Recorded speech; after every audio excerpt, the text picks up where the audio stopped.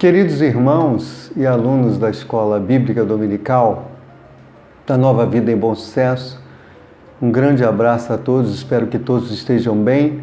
Nós estamos aí na 18ª aula já, né? Aula de número 18 sobre o Antigo Testamento. Na verdade, nós estamos na parte 6 do tema Povos Presentes no Antigo Testamento. E nós vamos dar continuidade hoje à aula dos egípcios. Nós estamos falando sobre os egípcios e nós vamos continuar essa aula falando um pouquinho mais sobre a religião dos egípcios e entrando um pouquinho também na questão das 10 pragas que Deus enviou sobre o Egito para libertação do povo de Israel do cativeiro, mas também para julgar o povo egípcio que estava com uma atitude idólatra, politeísta, como a gente viu no finalzinho da aula passada, mas também para julgar Faraó, por causa da sua prepotência, arrogância, e julgar os deuses do Egito. Assim o Senhor Deus de Israel estaria mostrando que Ele verdadeiramente é o único Senhor. Você que não é aluno da nossa Escola Bíblica também, seja bem-vindo. Caso você esteja aí vendo esse vídeo, que Deus abençoe também a sua vida. Eu vou fazer uma oração agora pedindo a direção de Deus para esta aula e bênçãos sobre a sua vida, sobre a sua família. Oremos. Senhor, muito obrigado por essa 18ª aula, abençoa-nos, dirige-nos aqui em tudo que vamos falar, que seja uma aula abençoada e abençoadora para o povo que vai assistir esse vídeo. Abençoa também a cada um, nas suas necessidades, supre as suas necessidades, abençoa a sua vida, sua casa, a sua família, protegendo, guardando, livrando de todo mal. Assim oramos, em nome de Jesus. Amém.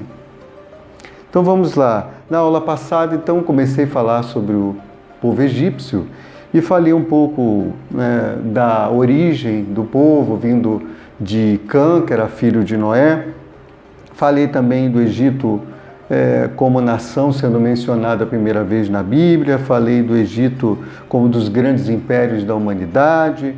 Também falei um pouco das características geográficas, a localização, a localização do Império Egípcio, do rio Nilo, o rio com certeza importantíssimo e mais o rio considerado aquele mais extenso do mundo.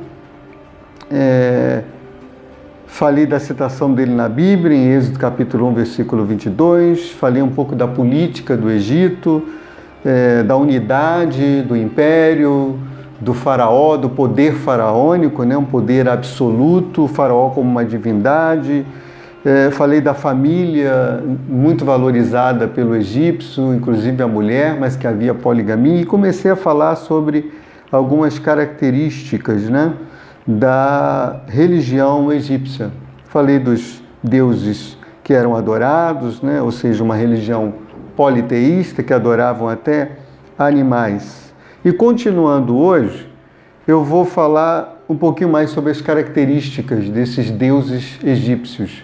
Eles tinham formas parecidas, a aparência como se fosse uma forma humana, alguns deles, aparecendo com homem ou com mulher quando era deus, deusa, mas também havia determinado tipo de deus que tinha uma forma de animal, porque animais eram adorados. Até falei do episódio do bezerro de ouro, que o povo de Israel acabou caindo nessa idolatria.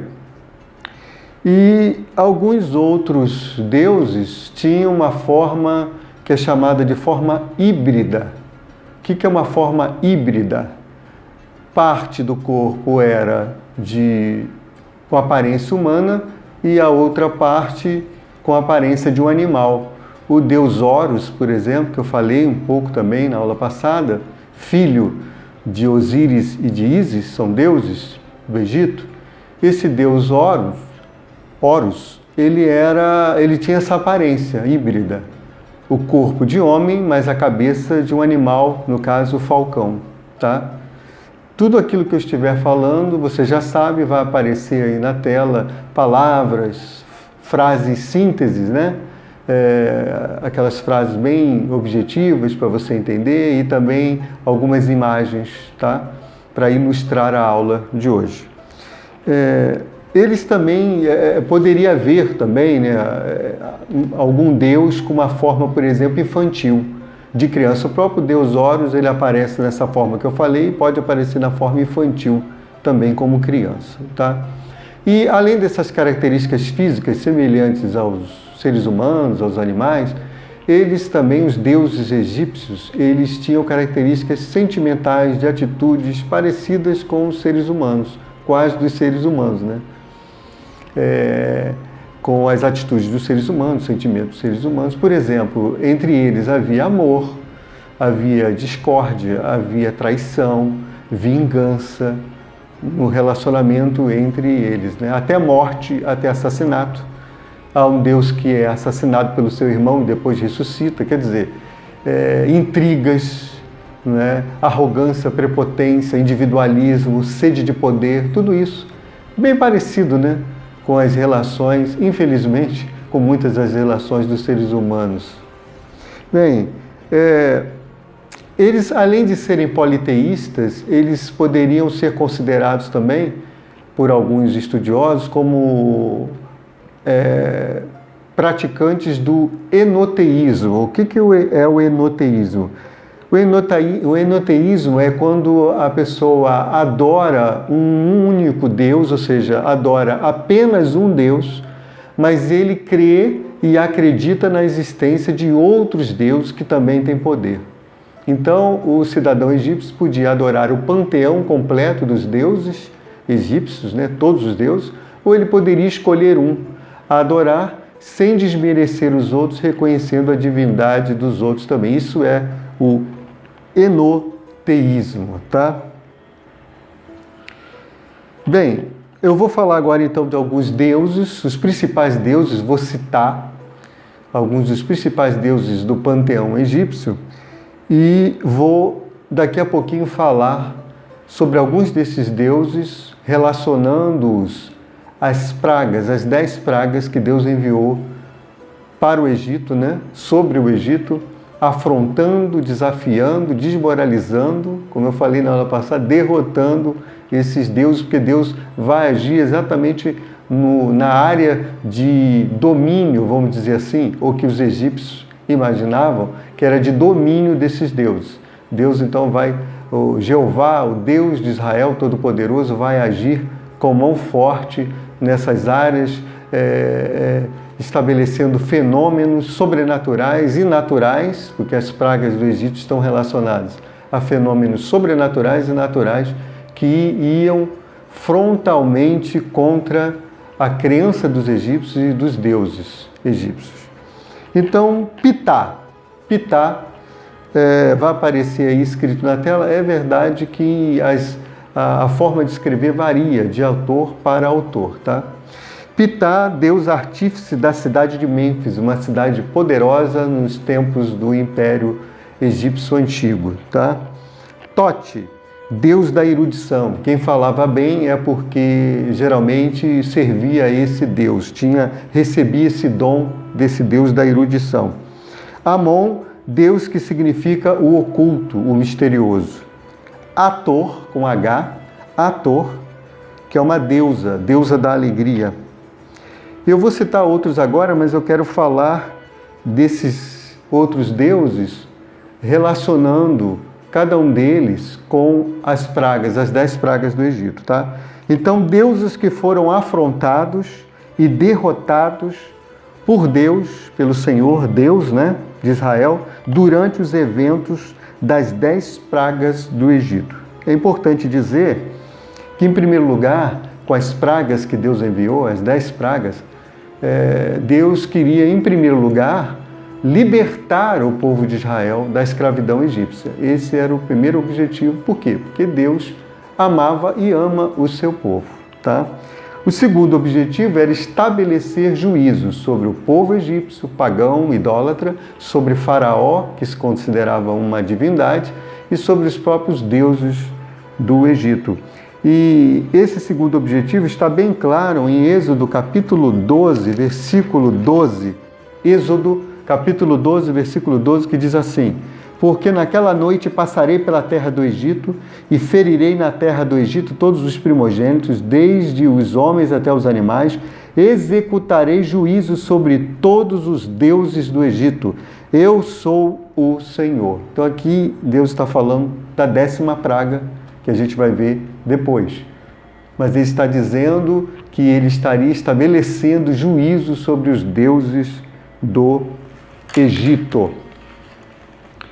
Continuando aqui, eu vou então falar sobre, eu vou citar as referências, né, lá no livro do Êxodo, sobre as pragas, relacionadas às pragas. Eu não vou ler o texto, senão toma muito tempo, eu vou dar as referências, depois você vai ter a oportunidade de ler com calma.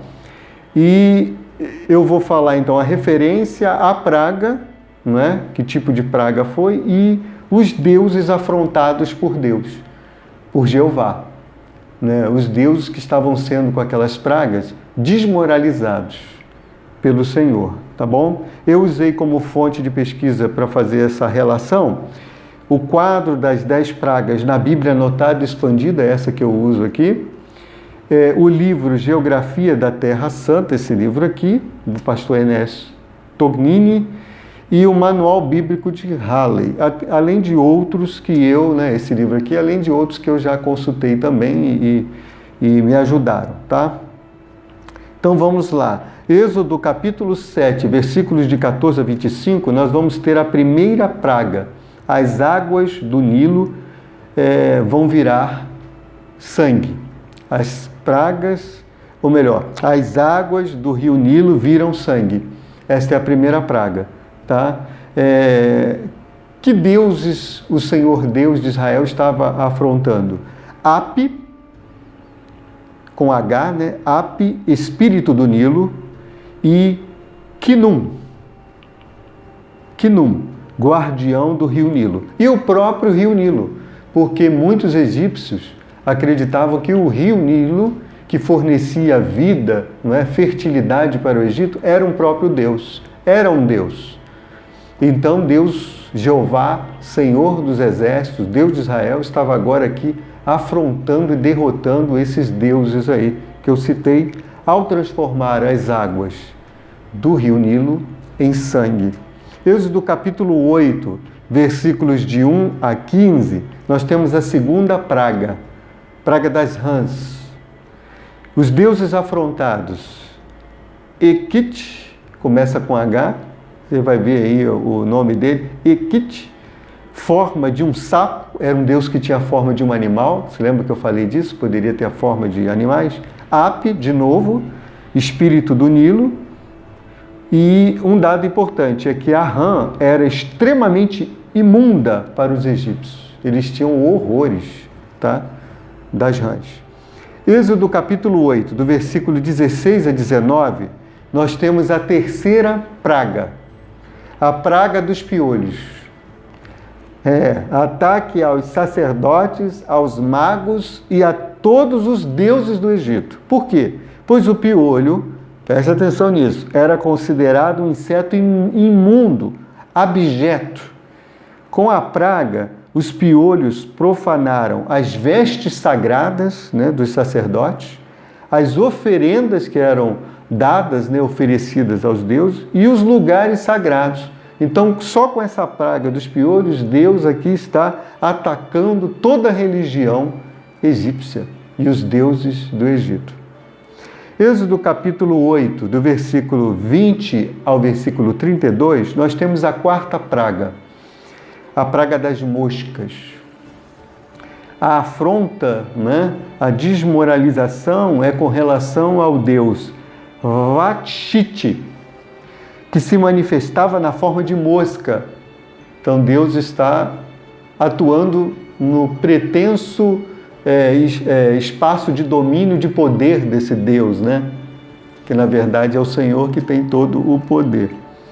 Ernesto Gnini, autor desse livro aqui, ele vai dizer que o Deus derrotado nessa praga também foi o Deus Beuzebu, poderoso para afugentar moscas. Poderoso para espalhar, né? Observação, tá?